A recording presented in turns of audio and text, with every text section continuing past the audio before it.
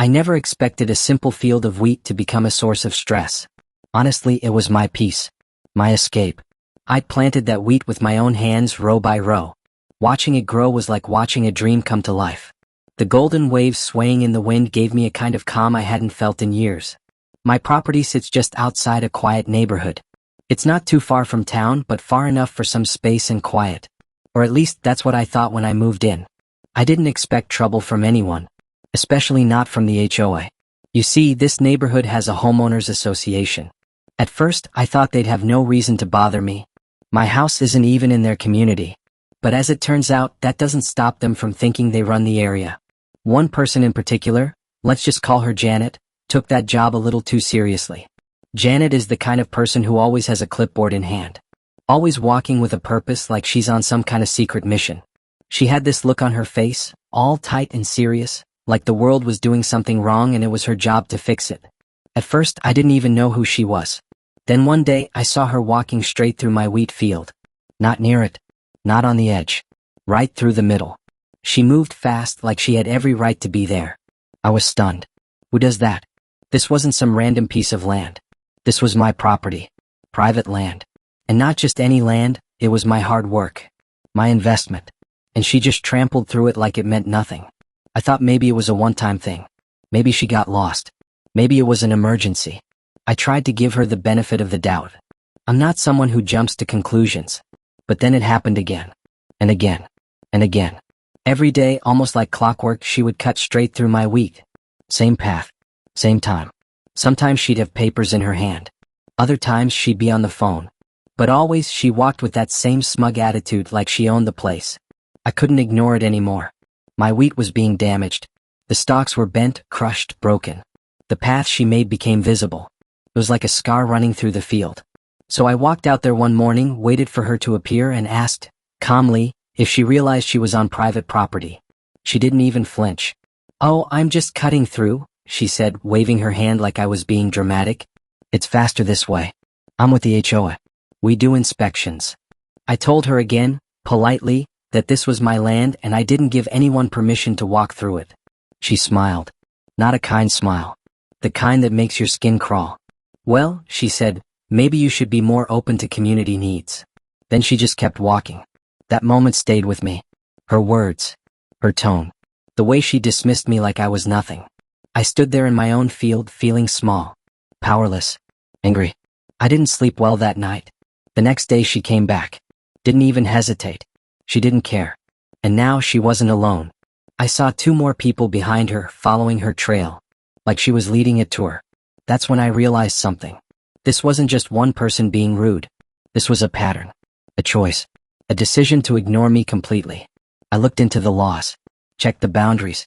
Pulled out my property line documents. Just to be sure. And yes, that wheat field was 100% mine. No easement. No shared land. No legal reason for anyone to walk across it. They were trespassing. Daily. I started putting up small signs. Private property. No trespassing. They were ignored. One morning, I found one of the signs broken in half. Lying in the dirt. Like it had been stepped on. Every time I tried to protect what was mine, they pushed back harder. And Janet, well, she seemed to enjoy it. Like it was a game. Like she was proving a point. That she could go wherever she wanted. Do whatever she wanted. It made my blood boil. I work hard. I don't ask much of anyone.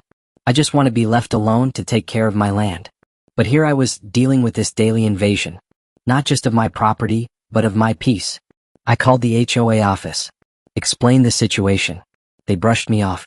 "If it's outside the neighborhood, it's not our concern," they said. "But your members are walking through my property," I told them. "We don't control what individuals do," they replied. Unbelievable. I posted cameras. Not hidden ones. Right there on a post. Visible. I thought maybe if they saw they were being watched, they'd stop. But no. One day, Janet looked right at the camera and smiled. That smile again. It wasn't just about convenience. She wanted control. She wanted to prove something. That she could step over lines, literally, and no one could stop her. I started avoiding my own field. The place that used to bring me joy now brought me anxiety. I couldn't look at it without seeing those broken stalks, that path worn down by her shoes. I felt helpless. And worse, angry at myself for not being able to stop it. Then one evening I stood by the fence, watching the sunset over my ruined field. And I saw him, Max. Max is my bull. A big, strong creature with horns that mean business. He's not aggressive unless he feels threatened. But he doesn't like strangers. Never has. He was standing near the far end of the pasture, calm and alert, watching the field, watching the path. And that's when the idea hit me. Not revenge. Not violence. Just protection. Max doesn't go into the wheat field. But technically he can. It's all enclosed. All my land. And as long as he stays inside the fence, I'm not breaking any rules. I knew what I had to do. The next morning I didn't post any signs. I didn't say a word. I just opened the gate to the wheat field and let Max stroll in. He was curious at first. Sniffed the stalks. Wandered slowly. Then he settled near the trail. Right in the path Janet liked to take. I watched from a distance. Sure enough, right on time she appeared. Clipboard in hand. That same brisk walk. She didn't even look up. Until she saw him. She froze. Max didn't charge. He didn't move. He just stood there, big and silent, watching her. His presence alone was enough. Janet took one step back. Then another. Her face changed. That smug look was gone. Replaced with something new. Fear. For the first time since this whole thing began, she realized she didn't belong there. That maybe, just maybe, she'd pushed too far. She turned. Walked away quickly. No words. No protests. Just silence. And for the first time in weeks I felt something shift. Not just in the field. Inside me. I didn't say a word to her.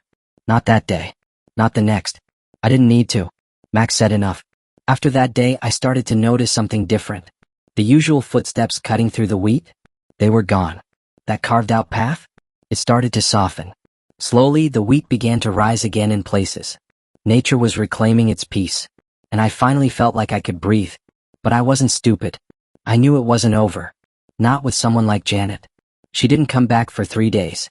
That alone told me she was shaken. Probably embarrassed too. But she was the type who didn't let things go. I could almost hear her voice in my head trying to turn it around, trying to make me the villain. So I stayed alert. On the 4th morning, I was out near the barn checking the fence line when I saw her again.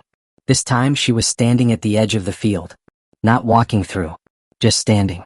Arms crossed. Watching. And Max. He was grazing near the same spot as before. Calm. Unbothered. Janet didn't move. But I could tell something was brewing. Her shoulders were tight. Her jaw set. She wasn't there to apologize. Later that afternoon I found a letter taped to my mailbox. No stamp. No envelope. Just a folded paper. Typed out. Official HOA letterhead. It said I had intentionally created a hostile environment, and that my bull posed a safety threat to community members performing their duties. I laughed out loud. Duties? What duties? Trespassing through private land? I wanted to storm over to her house and scream. I wanted to call her out in front of everyone. But I didn't. I sat down, took a deep breath, and read the letter again. Then I wrote one of my own. I kept it simple. I stated the facts. My land. My property. My bull, legally contained, doing nothing illegal. I reminded them of the trespassing. The ignored signs. The property damage. I dropped the letter off at the HOA office myself. 2 days later I got another response. This one was different. Not from Janet. From the HOA's legal advisor. Their tone had shifted. Now they were asking questions. About my fence, my warning signs, the location of the bull. I could see it clearly. They were trying to build a case, but they had nothing solid. So I took it one step further. I installed a larger sign at the entrance to the wheat field. Big letters. Bold and clear. Warning, livestock present. Enter at your own risk. I added a second one on the far side where Janet used to enter. Max kept doing his thing. Grazing. Sleeping. Watching the wind blow. He didn't care about the drama. But one thing I knew, if Janet stepped foot in that field again, Max wouldn't let it go unnoticed. That week a neighbor stopped by. Friendly guy new to the area. Said he'd heard something about a crazy bull situation. I laughed. Not crazy, I told him. Just protective. He nodded, then leaned in. You know, he said, people around here have been waiting for someone to stand up to her. It hit me then, this wasn't just about wheat. Or land. Or even the HOA. This was about someone finally drawing a line. Janet had pushed people around for years. I wasn't the first. But maybe I was the first to push back without saying a word. Later that week I saw her again. She wasn't alone.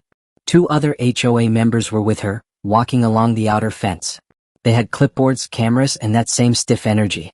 They weren't smiling. They were looking for something, anything, to use against me. Max was lying in the shade, chewing lazily. Every so often he'd lift his head and look their way. One of them pointed at him. Another took a photo. I stayed calm. I didn't approach them. Just watched from a distance. Let them have their little moment.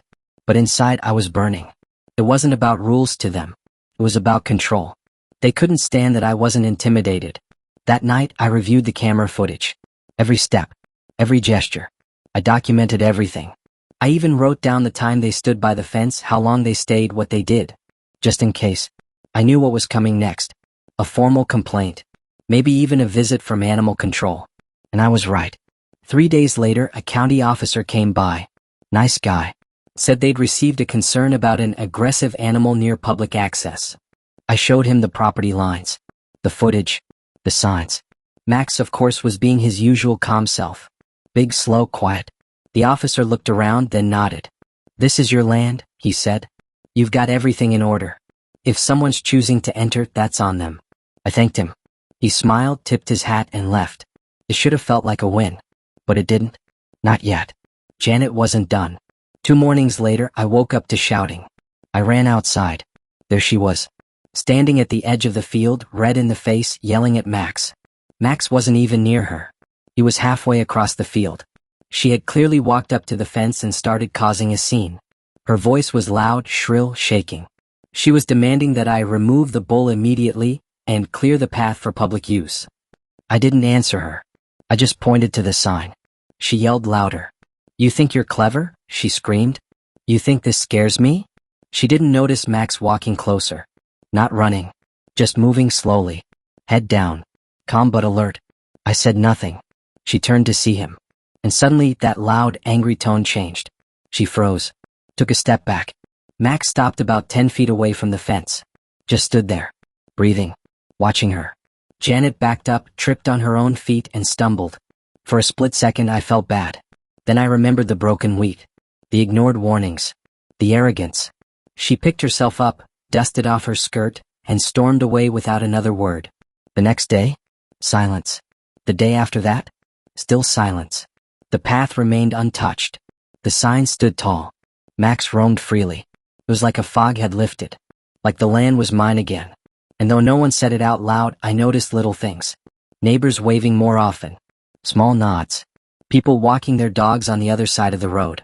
A respectful distance. Someone even left a small note in my mailbox. No name. Just one sentence. Thank you for standing up. It stuck with me. This wasn't just about a bull. It was about claiming peace when someone tried to steal it. About holding your ground without violence, without anger, just presence. And Max. He was more than just a bull. He was a reminder that nature has its own way of creating balance. Things finally began to settle down. Days passed without a single sign of Janet or her clipboard brigade. The path through the wheat had completely vanished, overtaken by new growth. It looked untouched, like it had never been walked on at all. I could hardly believe it. Max still wandered the field each morning. I kept the gate open for him. He had grown fond of that space, it seemed. Maybe he could feel the peace return too. Sometimes he'd stand right in the center, soaking in the sunlight, tail swaying gently. It was his kingdom now. Ours. I started spending more time out there again. Early mornings. Quiet evenings. Just me, Max, and the soft rustle of wind through the stalks. The anxiety that used to weigh on my chest had faded. It was strange how something so simple, just letting nature do its thing, could protect what no words could. But the silence didn't last forever. One afternoon, while mending a fence post on the southern end of the field, I noticed a car parked just beyond the HOA community gate. I didn't think much of it at first.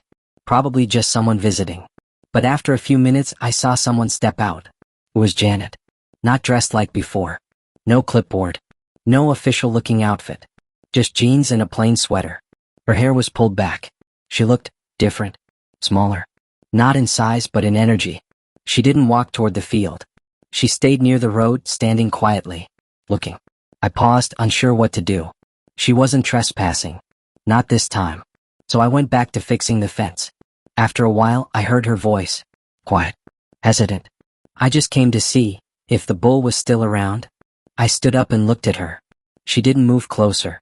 Just stayed there, arms folded, eyes scanning the field. He's out there, I said. Same as always. She nodded slowly. He's big. Yep. Another long pause. I wasn't trying to cause harm, you know, she said, voice soft. I thought I was doing what was best. Shortcutting through the field saved time. And no one had ever said anything before. I didn't say anything. Just watched her. I guess I got carried away, she continued. Maybe I acted like I owned more than I did. It was the first time I'd heard her admit anything like that. Max appeared in the distance, making his way toward the fence. Janet saw him and took a small step back. I noticed the instinctive fear in her eyes. He's calm unless someone crosses the line, I said. She looked at me and for once there was no smugness. No anger. Just a hint of regret. I understand now, she said. Boundaries matter. I wanted to believe her. But part of me stayed cautious. I had seen her manipulations before. People like her don't change overnight. Still, something about her felt tired. Like all the power games had finally worn thin. She nodded once, then turned and walked back to her car. No drama. No threats. Just silence. I stood there for a while, watching the dust rise from her tires as she drove off. I didn't know if that was the end of it. But I didn't feel tension in my chest anymore. Just stillness. Later that evening, I sat on the porch with a cup of coffee, watching the sunset bleed across the field. The wheat glowed gold in the fading light. Max was barely visible near the far end, his outline soft in the dusk. A rustle from behind me pulled my attention back. It was the new neighbor again, the friendly guy. He held a plate in one hand. Warm pie. I figured you might like this, he said with a smile. Been hearing a lot about you lately. I chuckled and took the plate. Janet giving you trouble too? I asked. He laughed. Not anymore. Word got around. She's stepping back. Apparently, someone reminded her not everything can be controlled. We sat on the porch for a while, eating pie and watching the sky darken. He told me stories about other neighbors, things she'd done over the years. Fines over mailbox colors, letters about weeds, reports about lawn gnomes being too distracting. Small things but enough to make life stressful. And now, she was backing off. Not just from me but from everyone. I didn't expect that. Maybe it was the bull. Maybe it was the letter. Maybe it was just time. The next few weeks were peaceful. Too peaceful almost. I found myself watching the field a little more, expecting something to go wrong again. But it didn't. Instead, I started noticing something new. People were walking around the field now, but not through it. Around. Respectfully. Carefully. Sometimes with their kids, sometimes with dogs. They'd wave if they saw me. Some even stopped to chat. One elderly couple told me they'd lived nearby for over a decade and had never dared speak up to the HOA before. You showed us we could, the man said. I hadn't tried to be anyone's example. I just wanted my wheat left alone. But somehow that quiet resistance had done more than I expected. I built a small bench under the old oak tree near the edge of the field. It overlooked the whole crop with the mountains in the far distance. Max liked to lie nearby, especially on hot days. I'd bring my coffee and sit there, listening to the wind, watching the wheat sway. Sometimes I'd spot Janet walking along the road, alone. Never closer than the fence line. She never waved, but she never glared either. We existed in the same space now without conflict. That was enough for me. One morning, while checking the eastern fence, I found a small package hanging from the gate. A note was tucked into it. For Max. From a safe distance. Inside was a treat block, molasses and oats, something bulls love. I didn't need to guess who it was from. I gave it to Max that evening. He licked it for hours, content, tail flicking in slow rhythm. The field was alive again. Not just with wheat. With energy. With peace. I started planting new rows. Expanding. I even ordered sunflower seeds to add color around the edges. People noticed. A woman and her daughter came by one afternoon, asking if they could paint the view. It's so peaceful here, she said. It feels like the kind of place that's hard to find these days. I told them they were welcome. As long as they respected the fence. They did. More and more the space became something of a landmark. Not officially. But word spread. The Bull Field, some called it. A place where people learned to respect lines, visible and invisible. I didn't put up any more signs. Didn't need to. Max still watched. Still stood guard, not out of anger but presence. People respected that. Me. And in the quiet moments, when the sun was low and the sky painted with oranges and purples, I'd look out over my land and think back to the first time I saw her walk through that field. How far we'd come. How different it all felt now.